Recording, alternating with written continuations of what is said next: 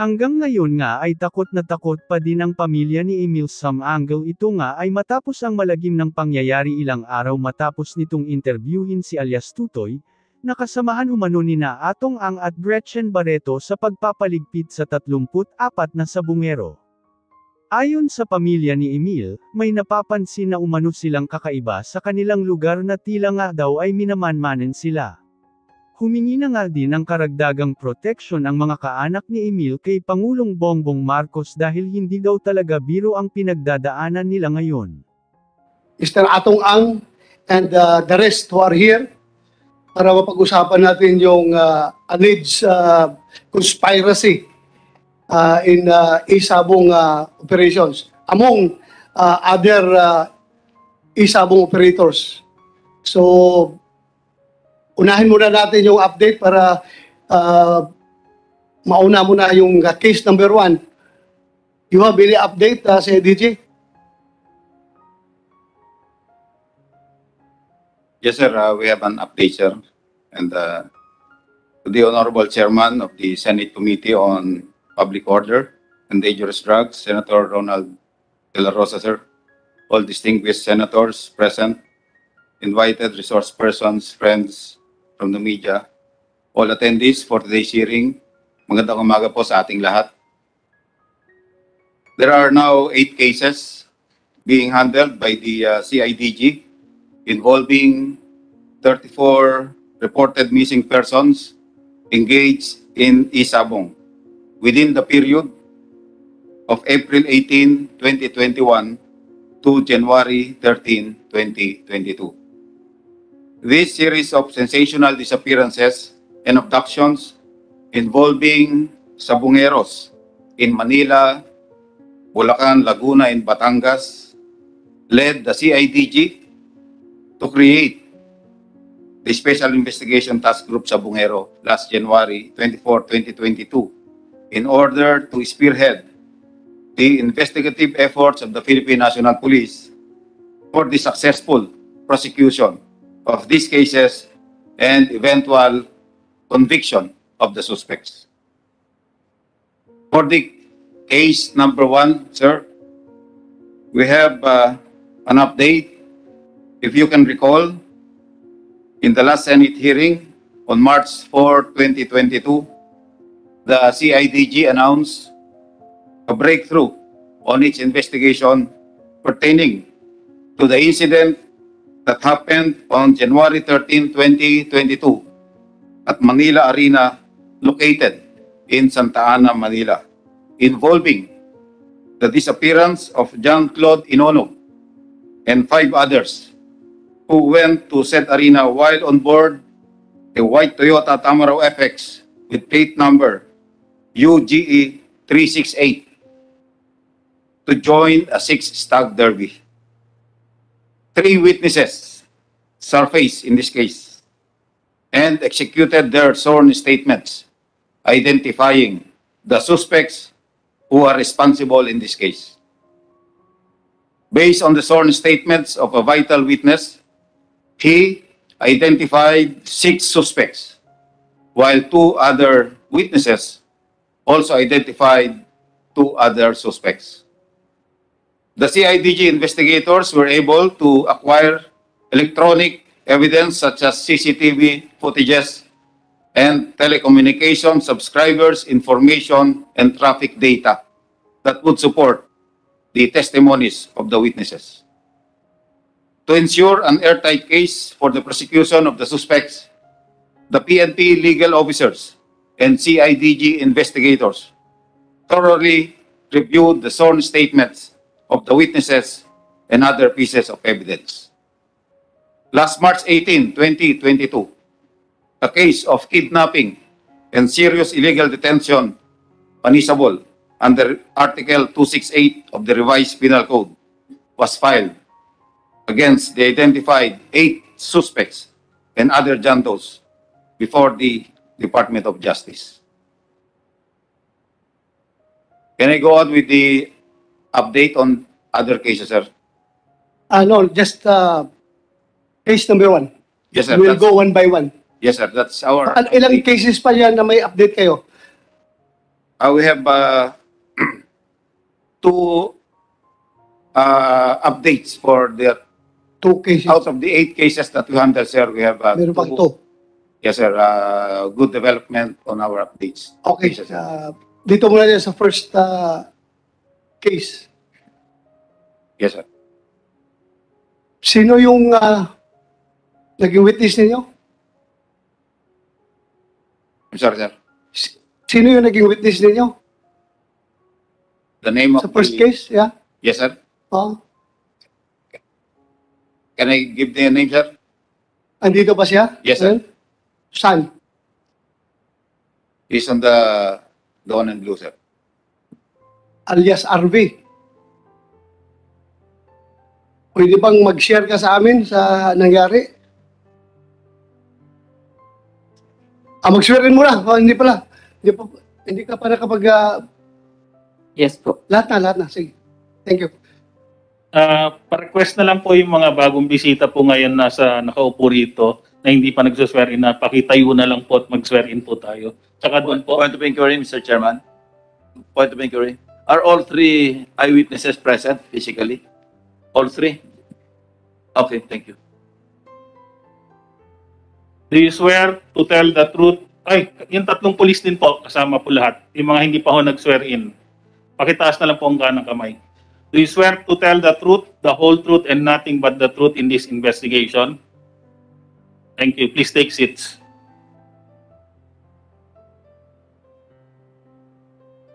Thank you. For info, kayong tatlo, for the information of this honorable committee, especially our Senate President will be the one recommending to DOJ for your inclusion or admission into the witness protection program. Yung isa, sir, hindi pa na applyan. Pero itong dalawa, in-apply na namin and may approval na, Jo? Wala pa? Meron na? Ha? Provisional. May provisional approval na daw, sir, itong dalawa. So, huwag kayong matakot magsalita. Basta totoo lang ang sasabihin ninyo. Huwag kayong gawa ng statement na kasinungalingan. Ha? Kahit na pwede ko kayong ipa-pull out from the witness protection program pag kayo nagsisinungaling. Yes. And if you lie before this committee under oath, while you're under oath, you are liable for perjury. Dapat magkaintindihan tayo dito. So, huwag pasobrahan. Yung pawang katotohanan lamang ang gustong malaman itong committee na ito. Klaro tayo dyan. Okay, alias RV, i-share mo sa committee na ito ano yung nalalaman mo patungkol doon sa first case na sinasabi natin na nangyari doon sa Santa Ana, Manila, sa Manila Arena. Yes po. Sige. Noong January 13 po, may laban po kami sa Manila Arena, 6-tag derby. Ngayon po, nung dumating po kami ng Manila Arena, alas 4 po ng madaling araw. Sandali. Huwag ka nang matakot. Papasok ka naman namin sa witness protection program. Ako. Tanggalin mo na yung kuwan mo. Yes, sir. Tanggalin mo yung kuwan mo kaya hindi marinig. Hindi maklaro yung pagsasalita mo. Hindi yung mas mo, mas. Yan. Okay. Sandali. Bakit ka nga dito na isama? Tanggalin mo. Kaya hindi ka marinig. Yan. Okay na yan. Bakit ka na isama dito? Anong papel mo dito sa pangyayari ito? At taga saan ka? I-introduce mo sarili mo. Handler po ako sa isang entry name na Mac JJ po. Mac? Mac JJ po. Okay. Ngayon po, nung January 13 po, may entry po kami sa Santa Ana, Manila, Santa Ana Arena, Manila. Ngayon po, nung bago po nawala yung mga victim po sa Manila Arena. Sandali. Sabihin mo muna pangalan mo. Pangalan mo. Ako po si Denmark Sinpuego, Edad. 23 years old po. Taga saan? Taga Sampaloc, Tanay Rizal po. Okay. Sige, tuloy mo. Ngayon po, nung January 13, nag-entry po kami sa Manila Arena. Ang entry name po namin, Mac JJ po. Ngayon po, bago po nawala yung mga biktima po ng Manila Arena, nakita ko po. Ngayon po, nung ang mga galing po ako ng smoke area, meron pong, pagbalik ko po ng cock house, meron pong 8 security na nandun na po, nadatnang ko po ron sa baba lang po ng cock house namin. Ang cock Anong house po, nalaman na security? mga nakaitim na jacket po sila. Tapos yung isa po, na meron pong ID, ay nakapasok lang po sa loob ng jacket pero kita naman po yung tali ng ID. Ngayon po, Ano, first time mo yun pumunta sa Manila Arena? bali second time na po. Second time. Apo. Yung ibang arena, nakapunta ka na? Apo, sir. Saan ka ibang arena napuntahan mo? Santa Cruz po, tapos Lipa, Batangas. Nakailang punta ka sa Santa Cruz? Sa Santa Cruz po, mga hindi ko na rin po masyadong tanda kasi maraming beses na rin po ako lumaban ng Santa Cruz. So, maraming beses. Apo. So itong gwardiya na ito, familiar mo na ito, nakilala mo na gwardiya talaga sila doon. Apo. Nakikita mo ito sa Manila, nakikita mo rin doon sa Santa Cruz. Sa Manila Arena po, first time ko pong nakita yung mga involved po. Pero sa Santa Cruz po, madalas ko po silang makita. Dito sa sa Laguna. Apo. Sige, tuloy mo. Ngayon po, doon po, nung may entry po ako ng Manila Arena, MacJJ po ang entry name namin. Pagpunta ko po ng cock house, meron na pong 8 security na nandun na po sa may tapat lang ng cock house namin yung iba po, nandun po sa loob ng cock house ng victim. Ngayon po, ang victim po ron, ay yung nasa loob po ng cock house ng mga security ay yung tinatawag po nila ng chief. Bali, hindi ko po kilala yung pangalan, pero po sa mukha, kilala ko po. Mukha, kilala mo? Apo. Dito, andito ngayon, makilala mo? Meron dito? Chief? Pwede pong pakitanggal yung mas. Ha? Mas po nila. Mas? Tatanggalin po. Oo, pag-ipan. Wala naman tayo tinatago dito eh. Chief, sino yung chief? Yung Ray-Ban mo, shades mo, ano? Yes, sir. Ha? Sino? Julie Patidongan po. Julie Patindungan. Yes po. Siya yung natawag na chief. Bali po, meron po siyang isang kasama pa na inuutusan po niya na bali po ang tawag po kasi nung isang inutusan niya, chief po. Chief po yung tawag. Bali yung may katabi po siya na inutusan niya. Yung inutusan niya po, ang tawag dun sa sinabihan, chief po. Chief. Apo. Bali po, Ang tingin mo, gwardiya, pulis. Bakit chief ang tawag? hindi ko po alam kung Okay. ano kasi po nakaitim na jacket po sila eh. Sige, tuloy mo. Ngayon po, nagtaka po ako bakit marami pong security ron sa cock house 33G. Kasi po, 32 po kami, 33 po yung cock house nung biktima. Magkatabi lang po kami halos. Ngayon po, may sa 8 pong security na umakyat dun sa cock house. 4 po yung pumasok dun sa loob ng cock house ng biktima. Andun po yung tinatawag po nilang chief. Ngayon po, yung mga tao po ron sa loob ng cock house, dinatnan po nila, naglilimber ng panlaban nilang manok. Maya-maya po, kinuha na po yung mga tao. Ito pong, si Velasco, lumabas po. Bali po, nung lumabas po si Velasco, hinarang niya po. Sinong siya? Si Patidongan po. Hinarang niya. Opo. Saan palabas? Saan papunta? Palabas po sa cock house nila kasi po natatakot po siguro yung tao. Kaya po lumabas. Ang masaklap po. Velasco. Apo. Kumsek, ito bang Velasco kasama doon sa nawawalang anim? Biktima yan? Okay. Kasama doon sa anim yung Velasco. Sige, sige. Apo, sir. Maya-maya po, binaba na po nila yung tao. Ang unang-una pong nakuha, si Rondel Cristo Room, si Gomez si Gomez, tapos si Velasco. Tapos po yung Marlon Bakay, dito po sa hallway nakuha ng Manila Arena. Saan nakuha? Sa hallway po ng Manila Hallway. Arena, papunta pong cockhouse nila. Okay. Hindi na po nakarating ng cockhouse si Marlon kasi po may humarang na rin po sa kanilang isang security. Binaba na po siya, tapos kinuha lang po yung dala-dala niyang Would you say binaba? Saan binaba? Binaba na po ng basement, Basement ng ano? Manila Arena po. Maria Arena. Opo. Okay. Kasi po nandun po kami sa pinakang taas po na cockhouse Okay. sa 32G po. Ngayon po binaba pa po sila ng basement. Ngayon po Tapos? nung nakuha po yung 4 na tao, naiwan po si Mark Carlos Zabala, tapos si Patidongan po doon sa taas na nagbantay doon sa cockhouse ng biktima habang ibinababa po yung mga biktima. Okay. Di siguro po nung mga 1 minuto ang nakalipas, sumunod po ako doon sa mga ibinababang tao kasi po kilala ko po yung mga nawawalang tao sa Manila Arena. Sinundan ko po.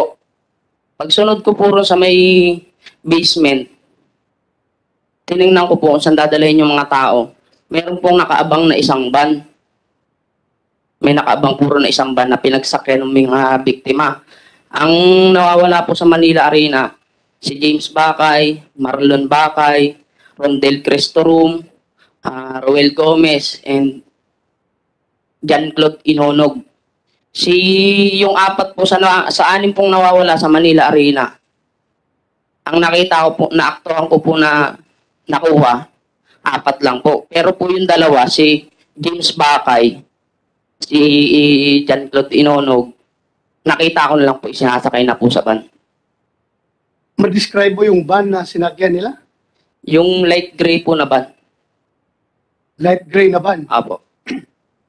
Tapos, ano nangyari? Nung umakyat na po ako ng cockhouse, bali nung maisakay sila, hindi ko na po bumalik na po ako ng cockhouse, medyo nagtagal-tagal lang po ako. Kasi nga po, alam ko pa mo, may security pa po sa taas. Maya-maya po, mayroon pa pong dumating na mga security na nagbaba ng gamit. Yun nga po si Consolacion, si Virgilio, tapos si Materiano. Matiliano mukhang. Dito yung last meeting ah. Last po. Matiliano. Apo. Ano pa? Sino pang iba? Si Consolacion, Matiliano, Bayog, tapos Bayog. O, andito rin yung si Bayog. Zabala po. Andito ba si Atty. Santos? Atty. Akala ko papuntahin natin dito yung mga tao na yon. The president of Lucky 8 Starquest. Bakit wala sila?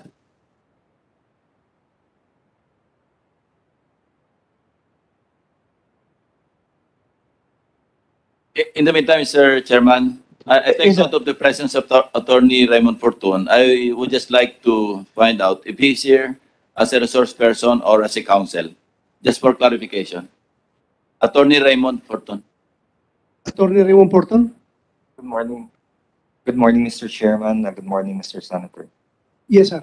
I'm here merely as a assisting counsel. Not As a counsel. Thank you, Mr. Chairman. Thank you. Thank you, Mr. Chairman. Thank you, sir. Thank you. Thank you, sir. Mr. Yes, Chairman, attorney. yes, to answer your query, during the last hearing, we were able to present Virgilio Bayog, Roberto Matiliano, and Mark Carlos Zabala. Mr. Chairman, they were here during the last hearing. Yes, and but this committee was able for this to. hearing, we also sent you subpoena for these people to be here. Unfortunately, these people are not present today, Mr. Chairman. Why? They would be submitting their medical certificate. Medical because agad, hindi pa. May sakit pala. They are indisposed, Mr. Chairman, as Ano? well as other security personnel. We were already able to furnish the committee secretary copies of their medical certificate or antigen. Anong laman ng medical certificate, attorney? Mr. Chairman, Anong laman ng medical certificate? that they are not fit to appear and Wow. be present today's proceeding, Mr. Chairman. Kalalaki na katawan nun dito. Siga pa nga yung isa nagsalita dito eh. Tapos may sakit na pala ngayon. Yes, Mr. Chairman. Actually, Mr. Chairman, we are just complying with the protocol of this honorable committee, Mr. Chairman. That Positive? Positive ba? Positive? there are as to the other personnel, we already submitted their antigen results, and some of them were yielded positive, Mr. Chairman. Positive. Pwede ba natin ipa-swab para malaman kung positive yun? So far, as far as the committee secretariat is concerned, wala daw sila na-receive na medical certificate certifying na positive sila. We submitted earlier, Mr. Chairman. Meron? Nag-positive silang lahat?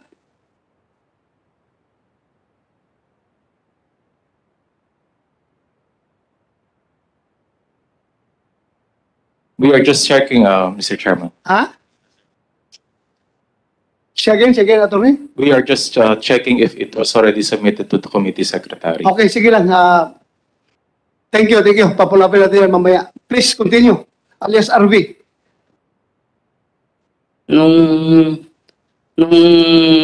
naisakay na po yung mga tao ron sa van, meron pong umakyat na 5 security na si Virgilio, Materiano, si Consolacion. Sandali lang. Paano mo nalaman mga pangalan nito? Bali po, nung oras po na mawala yung mga tao, yung si Inonog po, yung Jean-Claude Inonog, nakatawag po ron sa tatay niya. Yung tatay niya po, pumunta po sa Manila Arena. Pagpunta niya po ron, ang inabutan niya po ng mga security, pinagkukunan niya po ng mga picture yung ID. Yun po yung pinicturean ng tatay niya. Kaya po, nung pinakita po sa akin, na-identify ko po yung mga pangalan nila. Kasi po, meron pong picture si Inonog. Okay. Ngayon po, yung mga picture po na nakuha na ni Inonog, sila po yung mga naghakot ng gamit ng biktima. Gamit. Opo. Yung Nakita mo. Opo. Anong ginawa nila? I-klaruhin mo. Paano yung ginawa? Pagdating po nila ron sa may cockhouse ng biktima, kinuha po nila yung mga gamit ng manok, yung folding, yung timbangan, yung katuka po. Kinuha po nila Virgilio, tas si Matiliano, tas si Consolacion po. Saan nila dinala? Hindi ko na po kung saan po dinala kasi po hindi ko na po na sundan. Tapos ano pa? After that? Pagkatapos niyan, ano pang nangyari? Nung nalinis na po yung cockhouse nila, ando na lang po kami sa cockhouse din po namin. Hindi na po lumabas. Mr. Chairman, Yes, sir. mag-devil's advocate lang ako, Yes, sir. not for anything. Ano. Paano mo nakita lahat ito? Bali po mayroon po ro nung dinatnang ko po kasi galing po ako ng smoke area. Pagbalik ko po ng cockhouse, nakita ko po may mga security na po ron na 8 katao. Ngayon po, nung pumasok po ng cockhouse namin, kasi po malapit lang naman po yung cockhouse ng biktima, 32 po kami, 33 po sila. Nakikita po namin yung mga nadaan po na security. Wala naman pong face mask. Sandali. Bakit ka naging sobrang curious o interesado? Kasi sabi mo kanina, sinundan mo pa, di ba? Meron ka ba nakitang unusual, kaya ka naging interesado? Wala naman po. Bali po kasi yung mga tao Pero po natural ka ba talagang gano'n, parang mausyoso? Hindi po. Yung mga tao po kasi na yun, kilala ko po talaga. Mga kaibigan ko po yung mga nawala. Hindi, pero kung wala ka nakitang unusual, bakit kailangan sundan mo? Ano po kasi, yung doon po sa nawala po ng mga tao, yung kapatid ko po, minsan po nasama po ron sa grupo po na yun. Ngayon po, ang naisip ko po nung makuha po sila ng security, paano na lang po kung yung kapatid ko yun nandun. Kaya po sinundan ko. Yeah, salamat. Salamat po. Gusto ko establish kasi yung parang sobrang interesado ka, wala pa namang unusual. Wala po. So, sige, salamat. Thank you, Mr. Chairman. Salamat po. Thank you, sir. Thank you. So, balik tayo doon sa antigen test. Ang nag-positive dito na binigay ninyo, si Alonto, antigen ito ha, antigen, hindi ito RT-PCR. Heroldin Alonto, Mark Villute, Sandy Mosa, Jumon Gaspalinaw, Jubel Valencia, Lawan Sarmoy, Joy Pereira. So, pito.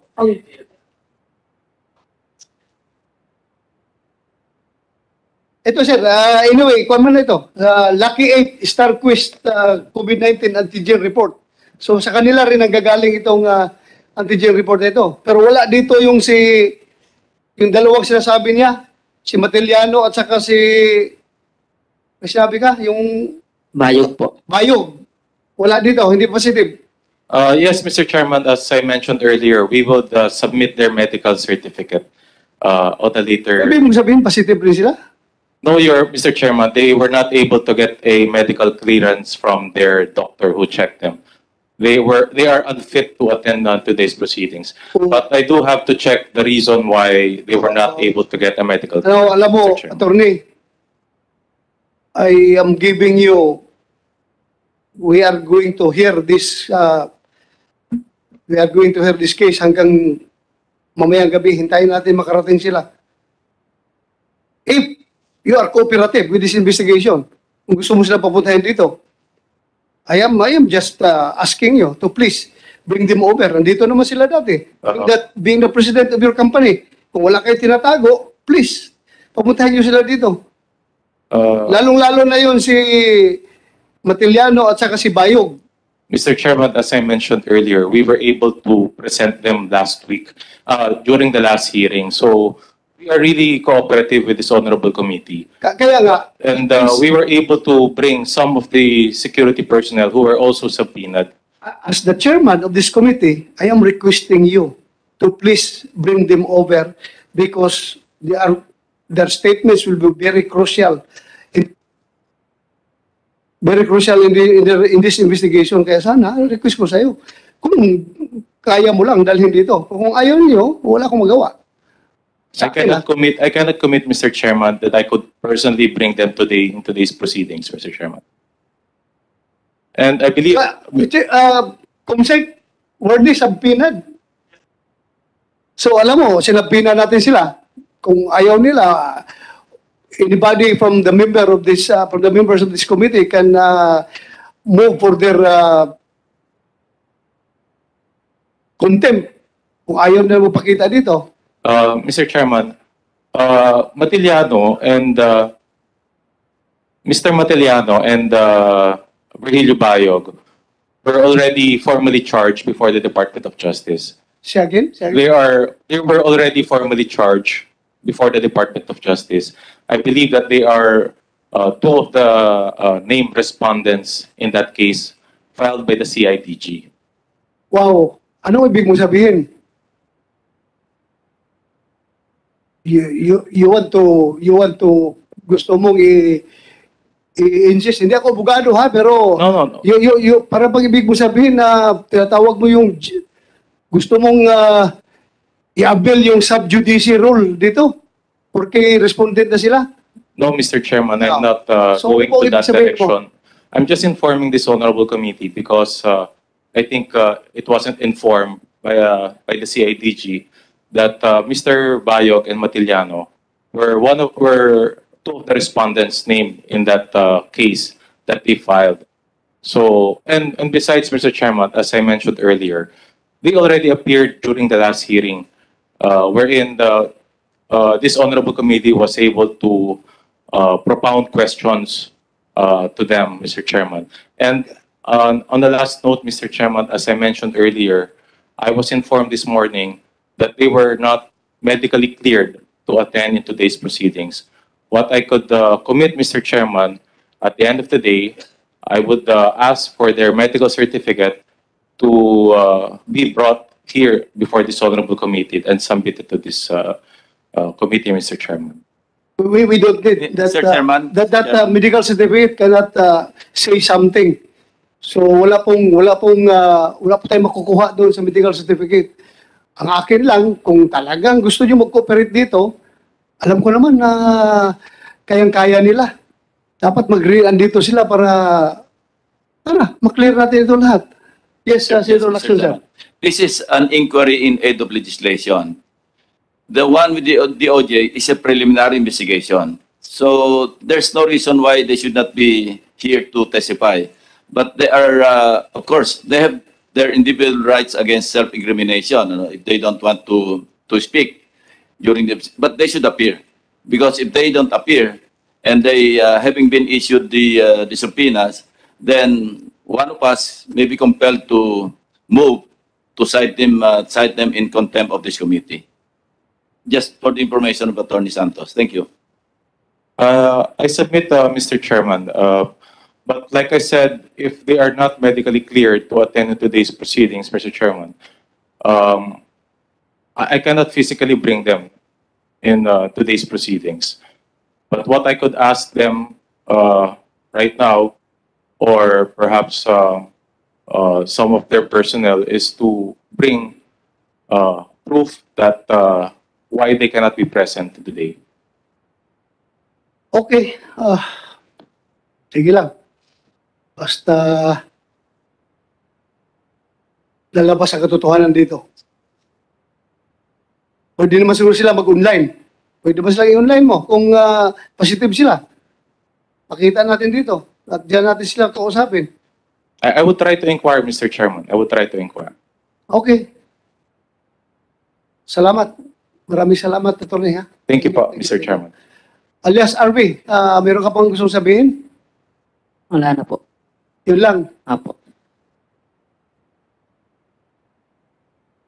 Kapitbahay mo o kababaryo mo yung nawawala? Pareho kayong taga-Tanay Rizal, di ba? Bali po, si James po at saka si Velasco, nakasama ko po sa farm ni Inonog. Tapos Taga po, saan ka nga? po, Taga saan ka? taga Sampaloc, Tanay Rizal po. Sampaloc, Tanay Rizal. Tapos yung mga most of them, yung itong nawawala, Sampaloc, Tanay Rizal din. Apo, So, isang baryo lang kayo, isang barangay. apo. Magkakilala kayo doon. Bali po, nagkakilala po kami niyan sa farm po ni Inonog. Nagtrabaho po ako dati kay Inonog eh. Okay, thank you. Salamat po.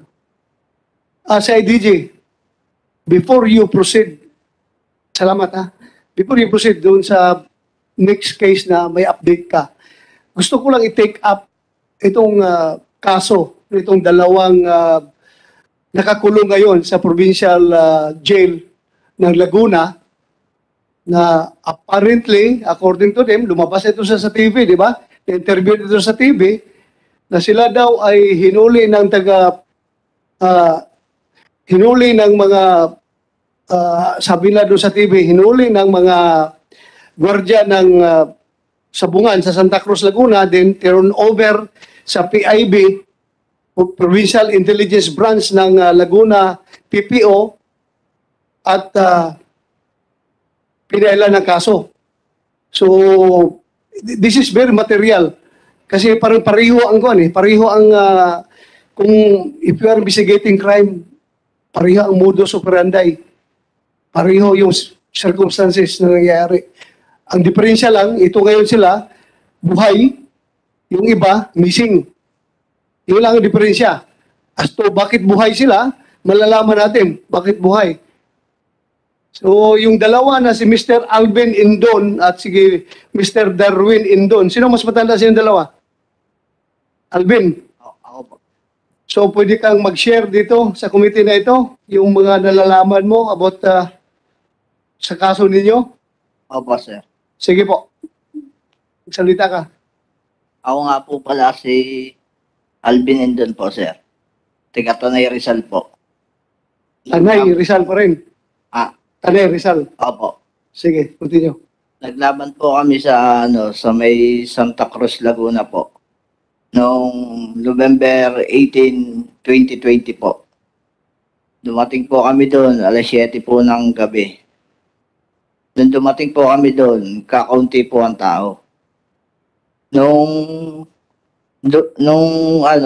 nagtanong po ako sa gwardiya, bakit po kakaunti ang tao? Nung pong tinanong po ako ng gwardiya, ay nung sinabi ko po doon sa gwardiya na bakit kakaunti tao, sabi, ang kaduktong po daw noon, nasa Pila Laguna po. Sa Manila, sa arena po.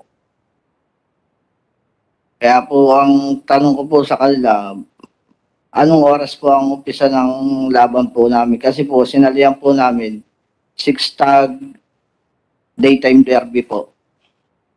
Kaya po, ang sabi po sa amin, 3:00 po ng daling araw ang umpisa po ng laban namin. Ngayon po, naghintay na lang po kami doon. Kaysa bumalik pa rin po kami, naghintay na lang po kami. Tapos, Nung maghintay po kami, mga bandang 3:00, mag-3:00 po ng daling araw, nag-umpisa na po ang laban. Dalawa po kasi yung entry po namin eh.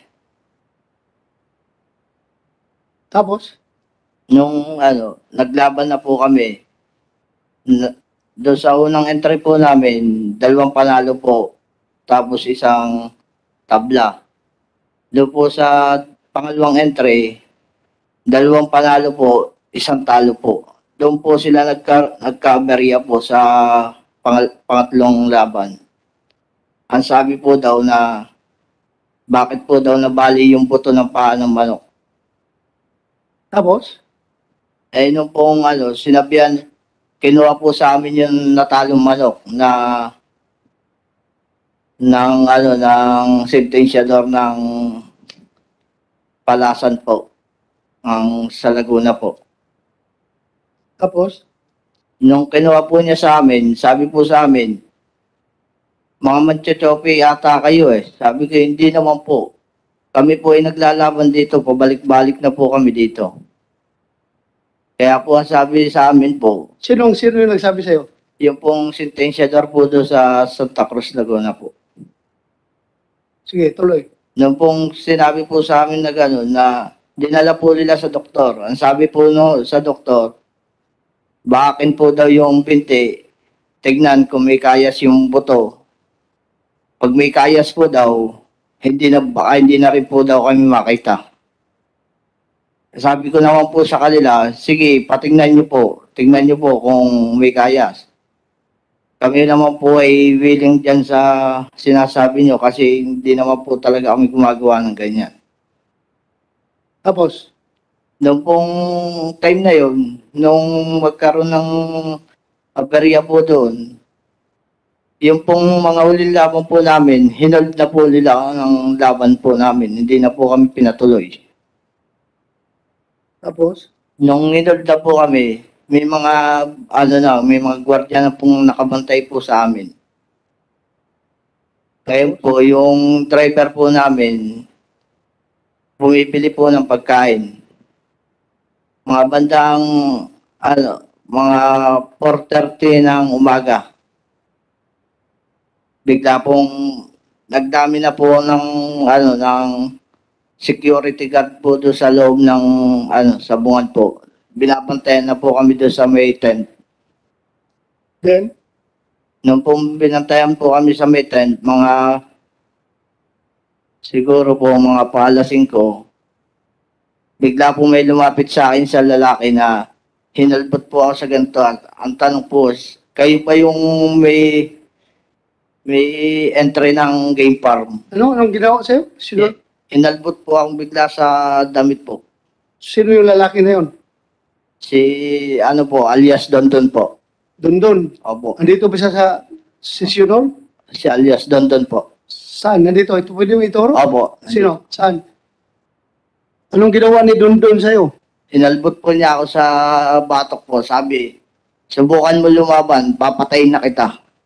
Tapos, Po noon, sabi ko po, bakit niyo po kami ginaganito? Eh, wala naman po kaming alam dyan.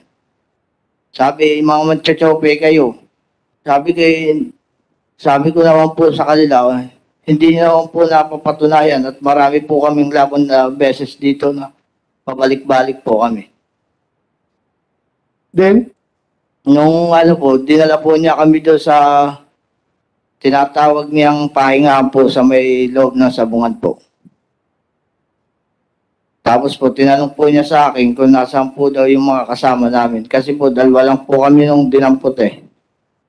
Yung pong dalawa, yung kapatid ko po, at saka yung anak ni Sherwin Garcia po, inutusan ko po na kumuha na ng gate pass para makauwi na po kami. Tapos anong ginawa ni Dondon sa'yo? Nung pagkalbot po sa akin, dinala po niya ako sa may bahay pahingahan po niya. Bahay-bahay? O, doon po sa may para pong pahingahan po niya. Tapos, Nung po kami, doon dinala po niya ako, sabi po sa akin, wag na po daw ako lalaban, baka po daw kami mamatay. tapos, Nung pong sabi ko, hindi naman po kami lalaban at wala naman po kami ginagawang kasalanan sa inyo. Tapos tinanong po niya kung nasaan po yung mga kasama namin. Sinabi ko po, nandoon po kumukuha ng gate pass po para makauwi na kami. meron ka sinabi dito sa affidavit mo na maya-maya ay tumawag itong si Dondon ng cellphone. Apo. Sino tinawagan niya? Ang pakirinig ko po, kalapit ko po siya, ang tawag niya po ay Boss A. Sino yung boss A? Yun po ang po namin na sinasabi niya si Atong Ang po daw. Anong sabi ni Dondon kay boss Atong Ang? Ang sabi po ay, Boss A, may mga tao na naman dito na pumasok na mga manchochope. Tapos, Ang sabi niya po, naka-loudspeaker po yung cellphone niya eh. Sabi, naka-loudspeaker po. loudspeaker, Opo, rinig ko po. narinig mo. Opo, Kilala mong boses ni Atong Opo. Ang. medyo malat po Malat? sa cellphone. Anong sinabi ni Atong Ang? Anong sagot niya? Ang sabi po nung tinawagan po niya, ang sabi po ay, sige, paaminin niyo kung sino ang boss. Pag hindi niya namin, patayin niyo na. Patayin nyo na? Oo. Narinig mo? Opo. Sigurado ka? Opo. Hindi lang naman po ako nakakarinig noon eh. Sino bang Pati nakarinig? mga kasama ko. Kasi po magkakalapit po kami. Ito prangkahan tayo Opo. Under oath ka dito kapag ikaw nagsinungaling. Opo. Perjury ang kaso mo. Opo. At pwede kita ipa-withdraw from the Witness Protection Program. Opo. Paano mo nalalaman na boses ni Atong Ang yung nasa loudspeaker? Ay, siya lang naman po at tinawagan niya na Boss A eh. Si Boss Atong lang po ang inaano na AA. Pagkatapos nun, anong nangyari? Nung pagkatapos po nun, tinanong po ulit ako ni Dondon po. Ang sabi, sino po daw yung boss namin? Ngayon po, nung marinig ko po, inamin ko na po. Sino ang boss mo? Si Lisario Tolentino po. Risalio Tolentino po. Tolentino. Opo. Then pagkatapos, Nung pong inamin ko, sinarch po nila. sandali Kumsek, andito pa si Risalio Tolentino? Yung financer nila? Yung boss nila? Sige lang, i-check mo muna. Kung wala. Sige, tuloy mo. Nung sinabi ko pong si Lisario Tolentino, isinarch po nila yung sa cellphone nila yung yung FB ni Lisario Tolentino po. Ngayon po, nung makita nila, pinicturean po nila. Sabi, eto yung nanggaling din dito. Sino yung nagsabi nun? Si Dondon po. Dondon. Opo. Hindi si Dondon, ito patindugan. Opo. Sinong sinabihan niya? Yung pong pag-search po niya doon sa pangalan ng Lisario Tolentino, lumitaw po yung mukha ng boss ko. Ang sabi po doon sa mga tauhan niya, eto rin yun ang galing ditong taong na nahuli din natin. Tapos? Nung makita po nila, tumawag po siya ulit. Ang sabi niya po doon sa katawagan niya na Boss, yung pa rin po ulit, yung tiga, ano daw, tiga Batangas po. Tapos, Nung pong ano ngayon, sabi po, sige, ipasa nyo na yan sa, ano, sa PIB. pasa ninyo sa PIB po. PIB. Opo. Alam mo yung kung anong PIB? Hindi po. Sige. Continue. Nung po dumating po yung tinawagan po ni Tonton na sinasabi nilang PIB, pagdating po nila, may lumapit kaagad na isang lalaki doon sa magtatay, parehas sinampiga po. Ano? Sinampiga parehas po. Pag ano yung sinampiga? Pasensya ka na, Bisaya ako, hindi ko alam nung sinampiga. Yung paano po, pasampal po sa ganito. Sinampalong, sa Bisaya yan, sinampalong sa amin, Opo. sa inyo, sinampiga. Pasampiga po. Sino nagsinampiga? Sinong gumanon? Si ano po, si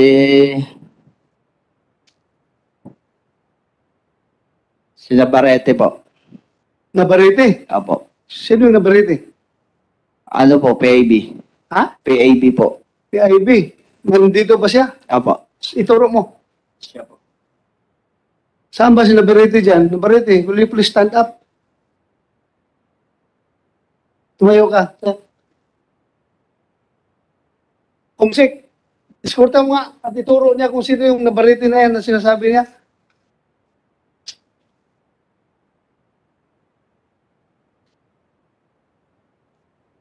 Pakitanggal mo, Nabarete, yung kuan mo. Nabarete, yung cover mo.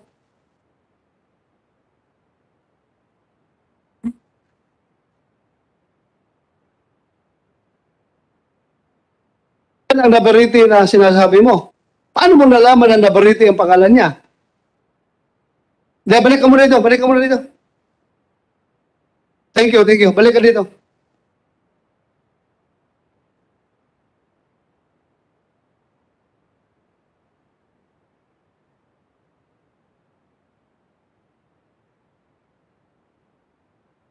Sige. Paano mo nalaman na siya si Nabarete? Lang pong kami dalhin po nila Sandali, sa, pagpunta niya doon, sinampalong niya yung yung pong, ano, yung magtatay po. magtatay, nakasibilyan siya, naka-uniforme. Nakasibilya po. Oh, paano mo nalaman na Nabarete na nakasibilyan na siya? Nung po malaman ko na po yung mga pangalan nila, nung kami po idalhin nila sa kulungan po. Gawa po ng marami din po silang hinuli, kilala po sila doon sa kulungan na yun. Saan kulungan yan? Sa Pagsangal, Laguna po. Station? Police station? Pac-Base, Laguna po ang ano nun. Ano? Pac-Base, Laguna po. Base, Laguna? Opo. Nabarete. Ano itong Pac-Base na Laguna? Na dinala ninyo dito? Sir, wala po kaming pack-base po, sir.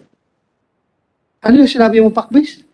Yun po ang ano pagkakalam ko po, yung Pac-Base, Laguna po. Sa, ano po, sa Hindi, Pagsangal. police station. Opo. Police station, hindi. Police station po. Police station ng Pac-Base. Pagsanhan, Laguna. Pagsangan po, Pagsangan. Na may Pagsangan po. So, police station yun ng Opo. Pagsanhan. Opo. Hindi Pac-Base. Pero nakalagay po sa acronet, ano nila, nakalagay po pangalan, Pac-Base po. Sandali Pag magsabi ka Pagsanhan, Laguna, sir, spelling mo, Pac-Base. Hindi ko po kaya, sir. Paano mo nasabi Pac-Base? Narinig mo lang? Hindi po, sinabi po sa amin yung ano doon, yung bantay ng police po. Kasi po, Hindi ka marunong magsulat, magbasa. Hindi po. Hindi ka marunong. Hindi po. Pero paano mo nalaman Pac-Base? Sinabi po sa amin nung bantay na sa kulungan po. Bantay sa kulungan. Opo. Ano yung bantay sa kulungan? Police? Yung police po. Naka-uniforme siya? Opo. So, police station yon. Opo. Kasi pagpunta mo doon, makita mo doon, Pagsanhan, police station. Opo. Pero hindi ka marunong magbasa. Hindi po. Anyway, sige, tuloy mo. No, po doon ko po nalaman yung mga pangalan nila. Sinabi po sa amin nung nakakulong doon, ganun yung tao ngayon, ganito pangalan yan. Yung isang tao, ganito pangalan. Yung isang tao, ganun ang pangalan. Tinandaan ko na lang po. Okay, tapos? Nung pong kunin po kami, ang may head pa po sila dyan eh. Meron pa po silang head dyan. Head? Opo. Sino? Si Michael Calabaria po. Claveria? Opo. Ano, paano mo nalaman na head? Iyon po ang tinatawag nilang head na sila po ay sumusunod doon. Nakikita mo? Opo. Dito sa loob ng session hall, nakikita Wala mo? po. Ha? Wala po dito. Saan ba si Claveria?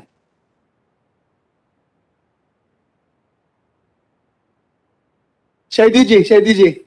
Yung Claveria. Patawag na ninyo. Bigyan niyo upuan dyan.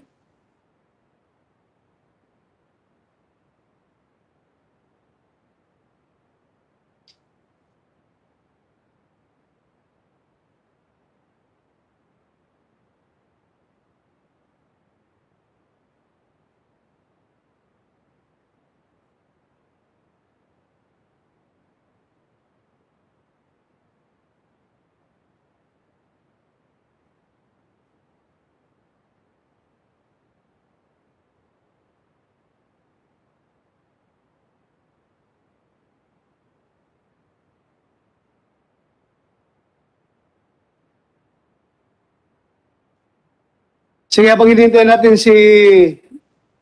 Sino? Michael?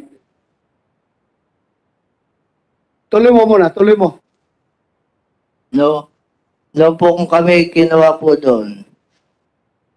Kasi siya po yung parang namumuno doon na pinakang under nila yung tatlo po.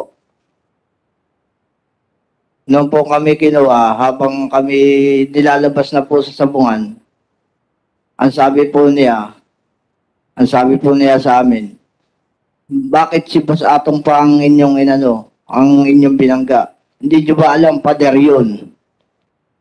Dapat hindi, iba na lang ang binangga nyo, hindi na yun. Sino nagsabi niyan? Si Michael Calabaria po. Claveria. Andiyan na, Claveria, wala pa. Nandito na po, Your Honor. Ikaw si Michael Claveria. Anong ranggo mo? Police Master Sergeant po. Ikaw ang team leader ng Provincial Intelligence Branch ng Laguna? Hindi po, Your Honor. During that time po, si Police Lieutenant Henry S. Sasaluya po, Your Honor. Pero ikaw yung pinaka-senior ngayon. Yes. Yan. Yes po. Sandali. Mag-out ka muna. Please. Pakitaas lang po ang kanang kamay. Do you swear to tell the truth, the whole truth, and nothing but the truth in this investigation? Thank you. Please take seat. Ulitin mo nga yung sinabi mo. Anong sinabi ni Claveria sa'yo? Noon po sinabi po sa amin ni Calabaria po na habang nilalabas po kami sa sabungan, sinabihan po niya kami na bakit si Boss Atong pa yung binangga namin. Bumangga po daw kami sa pader. Sabi na, Tapos? ang sabi ko naman po, lang po ako na, sabi ko hindi naman po kami nag-chochope. Tapos sabi sa akin, hindi mo ba alam? Tumawag sa akin si Boss Atong. Binibigyan lang ang isang ulo nyo na 5,000 isang ulo. Ano ibig sabihin ng 5,000 isang ulo? Papatayin po daw kami, 5,000 isang ulo po. Totoo yan, sinabi mo yan, Claveria? Hindi po, Your Honor. Again, I am reminding you na under oath ka, pulis ka, di ba? Sir, for Huwag kayo magsinungaling dito sa committee na ito. yes po, Your Honor. For information po sa everyone, Your Honor, I would like to inform na nandito po na ito si Alvin Inden po, Your Honor. Nahuli na po yan way back 2015. Mamaya na, tatanungin kita tungkol dyan. Sige po, Your Honor. Nahuli na ito ng drugs noon pa, di ba? Yes po. At ngayon, kinasuhan na naman yun ng drugs. Yes, sir. Doon sa Pagsanhan, Laguna. Yes, sir. Pero hinuli ninyo doon sa Sabungan sa Santa Cruz, Laguna. Hindi po, Your Honor. Ito was a legitimate operation po, Your Honor. It was legitimate operation po sa ng bypass. O, ano na? Yes, sir. Alam mo, pagprangkahan tayo dito. Excuse me, Your Honor. Since ako naging chief PNP, ha? Since ako naging chief PNP, sabi ko sa inyo, I am your number one friend. You are performing your duties properly, legally. Magpakamatay ako sa inyo. Didipinsahan ko kayo till death kapag ginagawa ninyo yung trabaho ninyong matino at legal. Isusugal ko yung buhay ko para sa inyo. Pero pag kayo naman ay gumawa ng kalukuhan, illegal, I am your number one enemy. I am your number one enemy. Yan yung sabi ko sa inyo noon pa eh. Kaya sana huwag tayong maglulukuhan dito. Ha? Yan lang sa akin. I love you. You are my man. Kabaro ko kayo for how many years? Pareho tayong uniforme. Pero pag kalukuhan ang ginamit ninyong uniforme sa kalukuhan, goodbye. I am your number one enemy. Pagkahan tayo. Pero kung you are unduly accused by these people, I am here to protect you. Wala tayong may tago dito. Andyan si Lord. Nakikinig sa lahat ng pinagsasabi natin dito. Kung tayo nagsinungaling, alam ng lahat yan. Lalabas at lalabas ang katotohanan dito. Kaya, magpakatotoo tayo. Huwag natin gamitin yung ating uniforme at sapa sa kalukuhan. Dahil doble ang ating pananagutan dyan pag tayo nagluloko. Sige, tuloy mo. Your Honor, yung po sa sinasabi niya na hindi po daw kami sa sabungan na uli. May katibayan po ako sa sabungan po kami inuli. Ng November 19 po ito. 2020 po.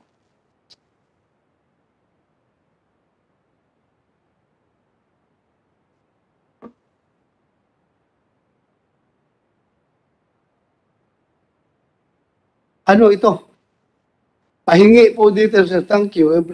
Yan po yung Tagan po Your ba? Honor, yung pag nagpapasok po kami ng entry name.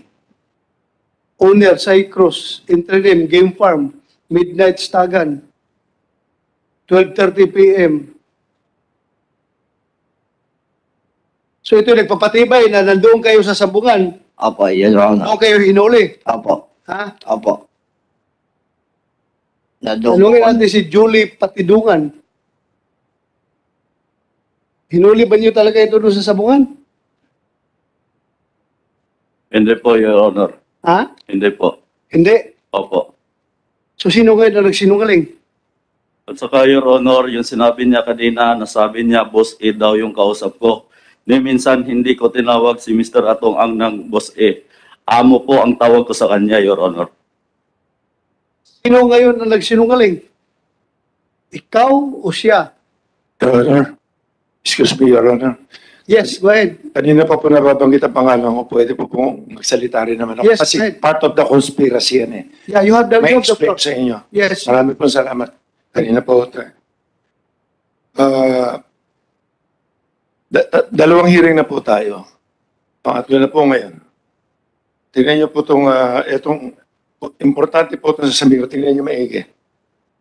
Kung bakit lagi involved si Dondon? Si Dondon po, siya lang ang nagmamaniobra ng lahat ng farm ko sa construction. 2 to 3 years na siya nag-aasikaso. Ang daming farm niyan, 3, 4 na farm. Kung titignan nyo, dalawang Senate hearing plus ngayon, ang question kung sino-sino nilalabas sila, biktima ba silang lahat? Ang media, lagi nakafocus na kami lagi, hindi lang kami kumikibot. Pinapanood ko lang kung ano nangyayari. Talaga bang si Butch Inonog, inosente ba? Or biktima? O ano? Mr. Atongang, I just would like to remind you na kaya nakafocus sa inyong investigasyon. Dahil, naturalmente, doon last nawala, yung bago nawala yung mga tao, doon sa sabungan ninyo. Yes, Your Honor. Before you want to destroy the credibility of whoever, kung anong klaseng tao si Inunog, I just would like to tell you na kaya nakasintro, baka sabihin mo na kayo lang ang pinagtutukan. Kayo talaga. Sa inyo talaga nakatutok ang investigasyon. Hindi ko po sinisira credibility niya. Pwede po tapusin ko lahat. Sige. Makikita niyo po ang conspiracy rito. Sige. Sir? Gusto niyo po malaman yung conspiracy. Go ahead with the conspiracy. Patapos na, kasi mahaba-haba konti lang to, pero andito lahat ng laman. Sige, please, continue. Kasi putol-putol to, pagka na-question ako ng isa, magtataka kayo, hanggang dulo ang sagot dito para matapos itong pinag-uusapan na to. Okay? Andito lahat ng laman. Okay? Ine-explain ko lang sa inyo, yung salita ko na, yung question ng mga tao, yung inosente ba sila o hindi? Tapos, papakita ko rin sa inyo kung ano yung, kasi pinag-usapan na yung mga chope-chope, hindi naman namin malalaman talaga yan eh. Dahil yung taya nga, hindi namin nakikita. Dahil, kung pakikita ko sa inyo mamaya, yung kung paano sila kumikita ng pera. Okay? Patutunayan ko rin sa inyo na ayaw ko ng mga, yung dahas-dahas dito, patutunayan ko rin sa inyo. Gusto ko rin, isipin nyo kung sino nasa likod din ito ngayon. So, medyo makikita nyo. Kaya kung sana, pakinggan nyo lang muna. Maraming po salamat. Your Honor. Okay. Your Honor, yung umpisa po tayo noong unang mag-hearing, si Butch Inonog at anak niya, ang sabi niya, driver lang po sila, nangungontrata lang po, at wala po silang alam sa sabong noong una. Hanggang sa lumalim ang investigasyon, inamin niya, may farm pala siya. At yung nagsasalitang si Denmark, trainer niya yan, handler niya. Denmark Simpuego. Okay. At pwede nyo ipacheck, hindi siya ordinaryong tao. Marami siyang connection sa politiko at sa pulis. Okay, ito na ngayon. Pangalawa, merong isang family dyan na sinasabi yung Magbanwa family na ang anak niya nawala. Ang amo niya si Julius Chris Habilio. Yan ang sinasabi niya. Tinanong nyo, si Inonog, hindi niya raw kilala yan. Checkin nyo. Si Inonog, tiga-Tanay. Si Chris Abilio, tiga-Tanay din. Hindi raw sila magkakilala, wala raw siyang connection dyan. Pero yung Magbanwa, tiga-Tanay pa rin. Yung family, puro Tanay ito eh. Okay, ngayon, ang sabi ni Inonog, hindi siya involved masyado sa sabong at ang anak niya, driver lang, nangungontrata lang, binabayaran yata ng 5,000 or something para kumita. Video tayo para makita natin. Yung slide.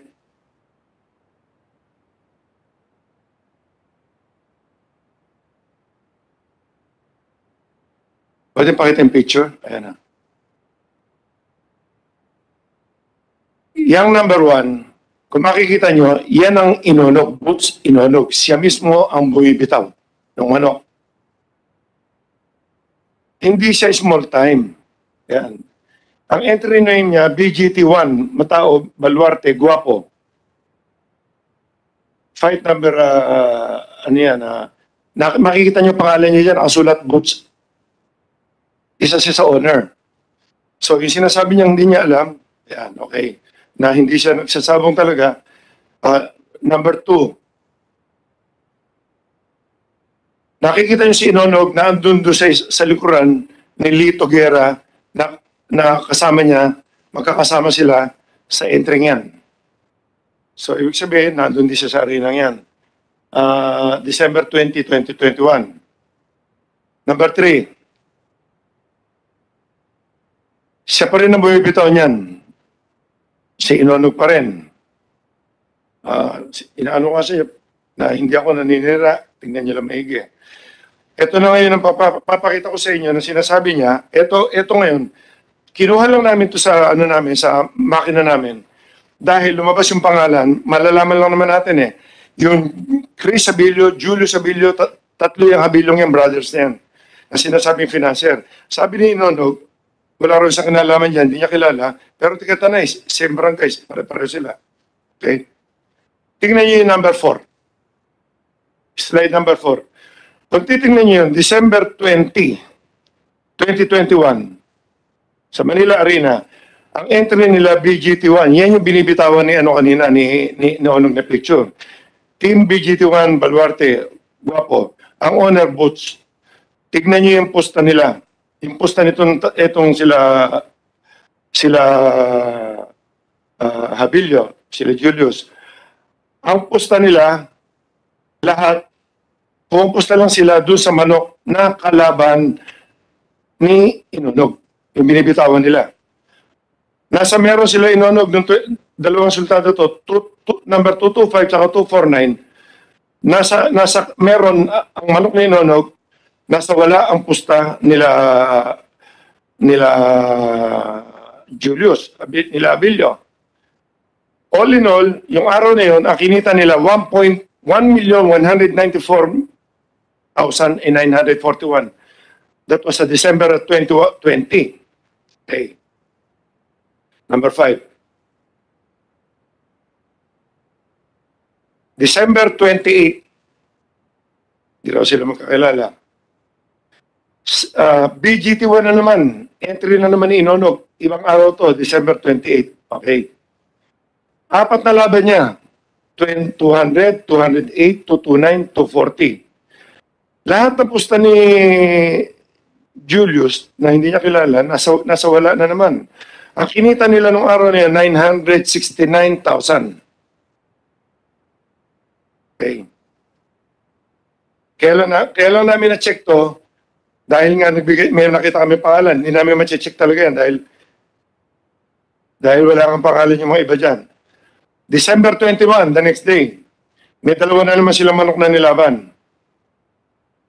Ang pusta na naman nila Julius, against na naman, sa manok na naman ni Inonog. Kumita sila ng 632,954 per 6.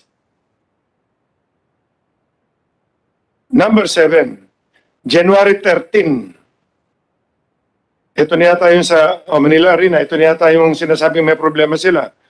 Okay. Si Julius na naman, sila Julius na naman. Fight number 62. Ang pusta na naman ni Julius, sa wala na naman. Nasa meron kasi. Fight number 73, saka fight number 98.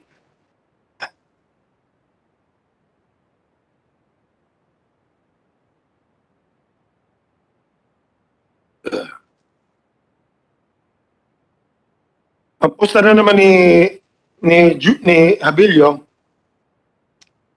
sa meron naman. So all in all, ang tinamaan na naman nila nung 13, 2,450,200. January 13 ulit. Ito pa. Kasabi nito, mayroon pa palang Laguna. JMJ Brothers, sariling entry ni Julius Habilio. Kinontra niya mismo ang sarili niya entry. 250,000. Si again? Ano ginawa niya? Kinontra? Yung sariling entry ni Habilio na hindi niya raw kakilala, may kasali sila nung same day na JMJ Brothers, Laguna. Kinontra niya sarili niya manok. 250,000. Nakikita po namin to sa computer. Kinontra niya. Sa kabila pumusta. Ibig sabihin, sa kabila siya... Sa kabila pumusta, sa wala. Pumusta? Sa wala. Okay. Pinapaalala ko lang po sa inyo na lahat ng pustan to, hindi sa amin nilalaban. Kinukuha nila yan sa gitna. Hindi kami apektado dyan. Hindi kami ninanakawan nila dyan. Taong bayan. Okay. Number 9. December 7 sa Santa Cruz na naman. JMJ Brothers na naman. Entry na naman ni Habilio. Ito yung Habilio na to. Ito yung sinasabi nung Magbanwa family na nakausapan nila nung mawala ng pamilya nila na ito yung amo nila.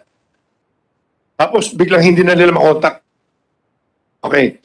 JMJ Brothers, sa meron. Ang pusta dito si Abilio, sa wala na naman, 100,000. Ito, Manila Arena uli. December 13. Ito na naman yung entry nila, yung nagpunta rito Baricar na tinanong nyo, na nagamit lang daw ang pangalan niya. Nasa pangalan niya itong entry na to, December 13. Pero ang lumaban, manok nila ni Inonog.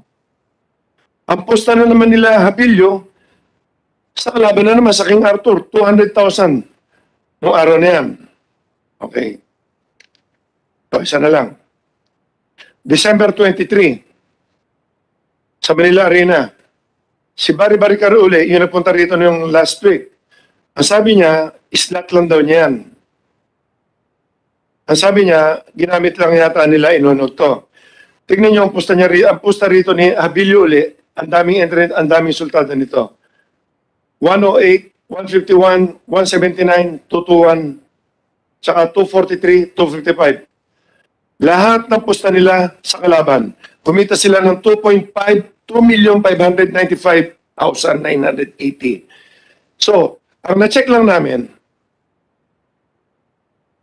sa loob niyang ilang araw na yan, ang kinita nila is 8,447,831. Ngayon, number 12. Yan po yung tatlong Habilio na sinasabi niya hindi niya kilala. Tigatanay din yan. Pare-pareho silang tigatanay. Number 13. O yan yung ID niya. So, pinakita ko lang sa inyo kung ano yung system ng mga pandaraya, yung mga sindikato. Isa lang yan sa na-identify namin na sinasabi po ni Inonog na hindi niya kilala. Pero tignan nyo kung pag-aaral ako, kasi ako nga ang nakakaalam ng mga gaming na ganyan, makipag-usap lang siya sa maraming ganyan. Tatayaan nila lahat ng makina, iba-ibang account. Yan yung sinasabi nila nung una na hearing, hinahanap nila 200 million. Sino naghahanap ng 200 million? Sila Inonog ba? Sino? Meron sila sinabing 200 million na si IDG dati. Ilan yung tinitimbrihan na yan? Ang tawag doon timbre. Ilang financer yan? Hindi ko ma-check yung mga iba, Your Honor. Dahil hindi ko naman nakita yung mga pangalan eh. May ano nga, hindi namin ma-check yun. So in short, Mr. Atong Ang, gusto mo talagang yung presentation mo kayo na klaro yon na involved sa panunyupi yung mga Habilio brothers at Inonog. Yun ang ibig mo sabihin. Nanalo sila ng 8-point-something million dahil sa panunyupi. Your Honor, Yun. hindi ko rin masasabing choppy yan o kung anong klase ginagawa nila. Pero Ko lang basta klaro sa presentation mo, nasa kabila sila tumataya. At ito po lang, napatunayan po natin. Very clear mo yun, recorded yun di ba? Computerized yun. Choppy na nga tawag kaya lang pag Yung ang tawag noon dahil doon sila tumataya sa kalaban ng manok nila. Yes, Diba? lahat po ng taya ni Habilio, kung alin yung entry ni Inonog, nasa kabila sila lagi all the way. Lusot lahat. Pero hindi ko naman ma-check yan eh. So sino ngayon ang magagalit sa kanilang panyunyupi? Wala pong magagalit. Sila yung makakausap eh. O baka hindi po binigay.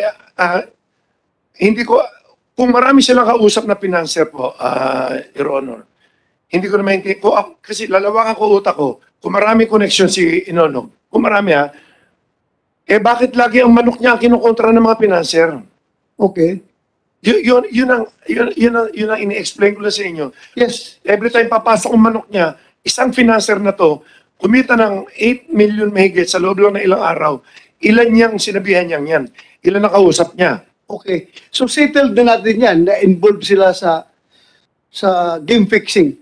Settled na niya. Ako mismo, nag-agree ko with your presentation, I am totally convinced na involved sila sa game fixing. Now, with the existence of the game fixing, sino ngayon ang apektado at nagagalit sa game fixing na ginagawa nila? Kung ako tatanungin, Your Honor, Yes po. number 100% game fixing na talaga yan. Yes. Base Sino sa nakikita ko, magagalit? Pero ito ang question mark dyan. Ito yung isang possible pa. Kung may isang financer kang kausap at isang financer uli na iba ang tip mo, isang financer iba uli, hindi mo pinatama yung ibang financer, nagbigay sa'yo ng pera, kasi hindi ka na pwedeng tumaya pag wala kang deposit eh. Pag nahulog, yung mag-aaway-aaway lahat yan. Magpapatayan talaga yan. Iba tip mo sa akin, iba ang tip mo rito, iba ang tip mo dito. Nagbebenta ng laro ang tawag doon. Lahat ng sinasabi ko dito, ang dami sa bungero nakakarinig dyan. Maiintindihan nila yung sinasabi ko. Lengguwahe ito na sa bungero. Nagtitip ka ng tsope, ang daming ganyan. Machecheck nyo sa lahat ng sabungan. Sa buong Pilipinas, pag may tsope, ginugulpi talaga nila eh. So, sa sinasabi mo na yan, parang sinasabi mo na itong nawawalang 34 na tao, most likely, ang responsable sa pagkawala nito ay itong mga involved sa game fixing o yung tinamaan ng game fixing or ang isang handler para saktan mo, para mawala, is either nagamit mo or binalian ang manok mo na hindi or sinira ang manok mo na hindi mo alam. Pwedeng amo ang titira diyan. Maraming istorya ganyan. Halimbawa manok mo, yung kung sino may-ari ng manok na entry, ginalaw ng handler yan, itinip sa iba. Ang dami nagbebenta ng laro. O itong 4 na manok ko kontrahin nyo, ibebenta sa mga tao yan. how about yung reputation ng WPC? Hindi ba masisira ang iyong palaro dahil may nagiging fixing doon sa amin po, WPC? Kaya kami ang number 1. Dahil yung pang-inspect namin, from tare, from entry, tsaka kami, bihira, halos buong Pilipinas ang umi-entry. Luzon, Visayas, Mindanao, magkakilala kami. Nakakapasok lang, hindi kilala, every Monday at o Thursday, yung tinatawag na invitational. Or, ang manok nila, sabi nga nila Baricar, na wala silang manok ngayon, araw nila, ang tawag doon, nag-finance ng iba. Ngayon, yung finance mo, pag sinyope, hindi mo na malalaman. Sa amin naman, sa kumpanya namin, Your Honor, hindi kami affected, pero binabantayan namin talaga yung integrity ng ano namin. Ang kailangan, para lumaki ang isang negosyo mo, kailangan pag tumama ang tao, bayad ka agad. Yun ang number 1. So, klaro sinasabi mo na regardless kung may mangyayaring panyunyupi sa mga sabungan mo, madiscover nyo yun na panyunyupi, hindi ka galit. Hindi ka interesado sa kanila. Wala ka makialam. Kung nyupi kayo naman nyupi, bahala kayo dyan. Wala ka makialam. Sa akin po. Mr. Chairman. Yes, Senator. Relevant ito. At one time or another, mga investigador tayo, di ba? Senator De La Rosa, myself, General Cruz, General Carlos, mga pulis na nandito. No? Di ba pag nag-imbestiga tayo, 3 agad yung tinitingnan natin, di ba? Motive, opportunity, means. Maliwanag yan, di ba? Basic. Ang gusto ko malaman, yung opportunity saka yung means, medyo na-establish yun, di ba? May oportunidad, tapos meron ding means to commit the crime. Interesado ako, anong nakita niyo motive dito, CIDG? Parang hindi maliwanag sa akin ano yung motive. So, ano yung na-establish yung motive? Kasi you have come to a point that you have already referred the case to the DOJ, di ba, for preliminary investigation. Ibig sabihin, establish nyo na lahat. Ano yung motive? Sir, with regard to the case in Manila Arena, we are only basing on the testimony of the witness or testimonies of the witnesses. And of course, sir,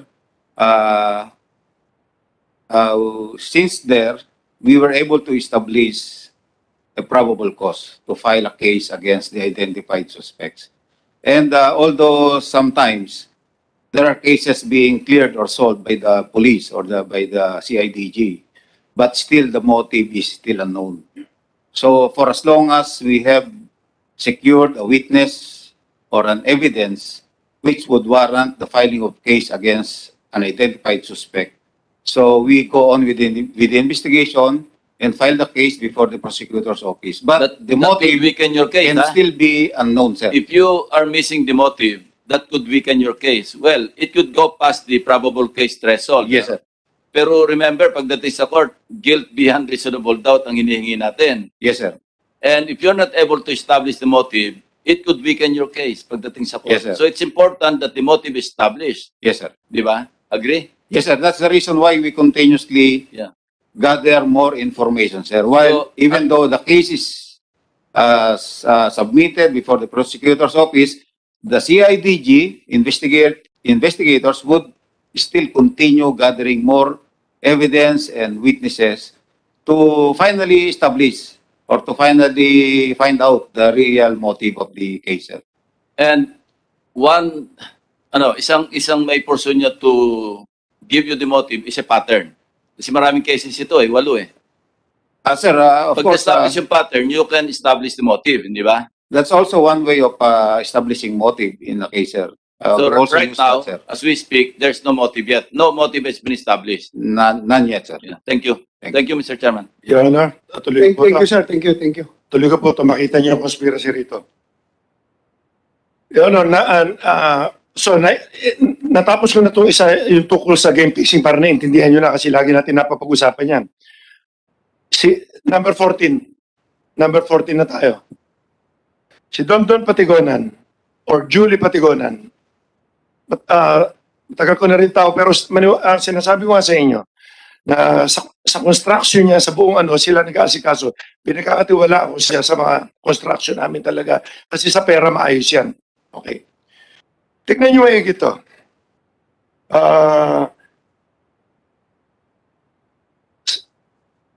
2019, kinasuhan siya ng murder, frustrated murder. Sa Tanay. Tanay din. Na-dismiss. 2019 to as early as 2019 tinatrabaho na kami. Okay. 2019, nabuo ko lang ang istorya hanggang natapos itong araw na to hanggang huli. 2019 kinasuhan siya. Sandali. 2019, kinasuhan siya. Kinasuhan siya. 2019, wala pang wala pang isabong noon. May mga sabong na ho kami nun. Pero wala pang isabong, yung Wala, ang pagkos, isang taon lang po mahigit. Pero itong kami magkakalaban sa sabong, matagal na ho to. Ilang taon na kami ilang taon na kami nag-iisabong. Dahil kapareho nga sabi ni Ma'am Andrea, ni Chairman Andrea, with or without regulation of ng PAGCOR, hindi kikita pag hindi na-regulate yan, hindi kikita kasi existing na. Ngayon, ako, para maka-operate ako, yan yung sinasabi ko nga, na nagpagawa ako ng ordinansa sa local government. Ang ordinansa is talagang yan ang batas na talagang sinabing batas para sa sabong. Pero within the territory lang. Ganun ang ginawa ko dyan. So, nag-ooperate ako ng legal ako maski noon pa. Never ako nag-operate ng illegal. So, anong mas maganda? Bago pumasok ang PAGCOR o Alin na mas malaki? ano mas malaki sa'yo? Kita mo. Biglang lumaki ngayon kasi naging nagkaroon kasi nagkaroon na ng internet na todo, nagkaroon ng payment system, pinag-aralan ko lahat, magka-COVID lahat, nagkaroon na ng mga, na-improve kasi pag ako siya nag-design, nag-upgrade ako na upgrade. So, nagpasalamat ka sa PAGCOR na nalegal kayo at lumaki pa yung income mo. Well, legal na, hindi ako masyadong after sa pera, Your Honor. Hindi, kaya nagpasalamat ka. Nagpapasalamat ako kasi ang gusto ko talaga po tumulong sa gobyerno lagi. Maganda. Kaya nga ako rin nag-suggest na taksan kami ng yung suggest na 5% of GGR. Ako, So, laro natin without PAGCOR regulation, mababa ang kita nyo. With PAGCOR regulation, gumanda. Ay, Ang mas takbo maganda ng po. isabong. Una-una mga bangko, ang mga payment system, Okay. open na kami. Kasi alam nila legal na legal eh. Kasi pag ipapakita mo po sa bangko is ordinance lang, nagkakaroon ng question eh. Thank you. Let's give the floor to Senator Tolentino first. Isang tanong lang, Mr. Chairman. Pwede bang bumalik tayo sa slide number 3? Number 40 na tayo ngayon eh. Okay, number 3. Number 3, balik lang natin. Ikaw ba may control? Number 3? Apo. Okay. Ang tanong lang to, isa't kalahati. Yung nagbibitaw siya. Lalamig tong kape ko. 3 or 4, siguro. Yan po. I have nothing to do with the person. Hindi, lumampas mo kayo. 3. Yung kanina. Yan. Wala po akong pakialam ngayon sa personalities involved. Gusto ko lang makita itong physical environment. I-clarify ko lang sa'yo. Saan po ito? Sa Manila Arena po. Manila? Yes. So hindi ito yung buong Rueda, hindi ito yung buong Sabungan. Ito ba yung binabanggit mo na, kasi parang yung likuran parang tarpaulin nata yan, kumot, o ano ba yan, lona? Ano ba? May video yan. Pwede namin ipakita sa inyo yung totoong video. Ibig sabihin, ito po ba ay yung buong Sabungan o isang kwarto sa Sabungan o isang studio? Lahat po ng tatlo lang po yan eh. Lahat, studio lang lahat. Studio. Wala kami sa buwan na may mga taong pumapasok. Hindi ka na. Gusto kasi, Ano? marami kasi nakikinig tayo mga kababayan ngayon kasi kanina tinatanong ka ni Chairman, nagpapasalamat ka sa PAGCOR, binigyan kayo ng lisensya, nakapag-operate kayo. Binasa ko rin yung, ready ang PAGCOR mamaya, tatanungin ko kayo. Binasa ko rin yung regulatory framework ng PAGCOR. Yes. Sabi ng PAGCOR, live streaming noong actual cockfight Yes, yes. sa Sabungan, Yes, Your Honor. kung saan kayo humingi ng ordinansa na pinanggit mo, di ba? So, doon sa laki ng Sabungan, kumuha kayo ng isang kwarto at yun ang ginawang studio, doon kinukunan siguro ng live streaming sa pamamagitan ng teknolohiya, ito yung lumalabas dito sa ating mga gadgets. So, mamaya tatanungin ko si PAGCOR, sabi ko nga maghanda si PAGCOR, ito ba ay sang-ayon sa Presidential Decree 449, sa lisensyang binigay nyo sa pitmasters po kayo, na magkaroon ng live cockfight sa Sabungan o live cockfight na lang sa studio? Your Honor, napaliwanag ko na po yan. Sa PAGCOR ko po itatanong yan. Iliwanag ko lang ito kasi kung live cockfight, wala akong nakikita mga nanonood dito na naghihiyawan, nagsisigawan. Your Honor, ako naman mag-explain ko na po yan. Sige po. Ang PAGCOR po kasi, wala po kami Sabungan. Puro farm lang yan eh. Yung Lipa, farm lang yan. Ito, farm lang yan. Iyang Manila Arena, ano yan eh, studio lang talaga. Ano siya, nakadesign siya, parang, ano tawag doon? Yung parang, yung mga concert, yung mga ganyan, hindi yan Sabungan eh. Concert talaga, Coliseum yan na, yun, gumawa kami ng isang studio lang talaga doon. Pag sinabi Sabungan, may bayad. Ang nakakapasok niya, yun ang bibitaw lang talaga at saka mamayari. Wala talaga. Saka ang PAGCOR po, parang na pinaliwanag ko po sa inyo, maski simula umpisa, hindi nila sakop ang arena, ang studio. Ang studio kasi nagbibigyan ng permit po dyan, mayor lang. Ang kinokontrol ng PAGCOR is yung system lang ng betting. Yun lang. Walang connection ng PAGCOR sa arena. Never sila makialam dyan. Talo sa inyo, Mr. Ang, kasi kaya ko nabanggit yan. Mamaya, ready rin ang GAB, Games and Amusement Board. Pag